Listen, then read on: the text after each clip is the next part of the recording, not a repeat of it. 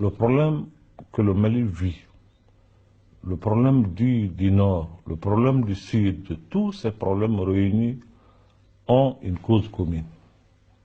La cause, c'est la mauvaise gouvernance. Ça, c'est ça. Vous savez, le Mali, les gens sont venus pour demander aux gens de sortir dans la rue, de manifester, de refuser la dictature, d'aller vers une démocratie. Les Maliens ont payé un lourd tribut pour que la démocratie soit. Ça, ils l'ont fait. Vous avez à Bamako ici ce qu'on appelle le carré de Mercure. Ça, certainement vous avez passé là-bas, vous le connaissez. Il y a tellement d'innocents et de gens qui ont peur de leur vie pour que cette démocratie soit. Mais malheureusement, cette démocratie, qu'est-ce qu'elle nous a servi? Quelle est la recette qu'ils ont donnée au peuple malien? Tout ce qu'ils ont dénoncé, ils ont fait pur. C'est ça le problème. Il y a eu tellement de corruption, de gabegie, de népotisme, de n'importe quoi. À tel point qu'on est arrivé à un moment où il n'y a plus de justice. L'administration est presque privatisée. Les gens qui sont sur l'administration en font leur propriété privée. Vous partez dans les hôpitaux. Si vous n'avez pas l'argent, vous ne serez pas, traité.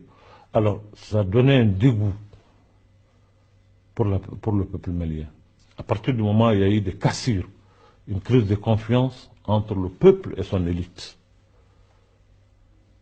Donc, tout ce qui se dit pour le peuple, il y a des gens qui disent ce qu'ils disent, mais le peuple est là, dans les marchés, dans les champs, dans le truc, en train de se débrouiller, chercher à manger, à vivre.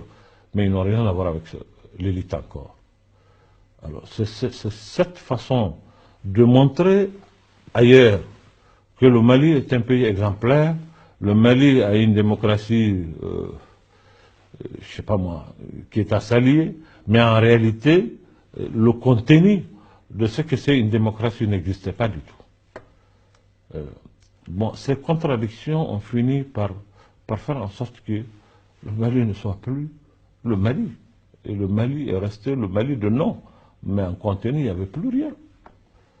Quand l'État n'a plus le soutien de sa population, quand l'élite qui est là, qui est censée gérer l'État, n'a plus de contact, il n'y a plus de confiance entre cette élite-là et la base qui est l'État, mais c'est fini.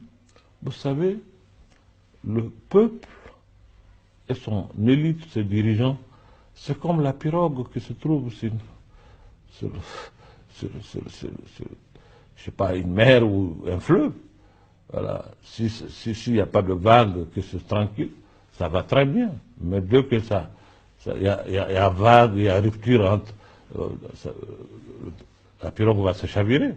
C'est ça en réalité. C'est-à-dire que le peuple, quand le peuple cesse d'avoir confiance à son élite, ça ne marchera pas.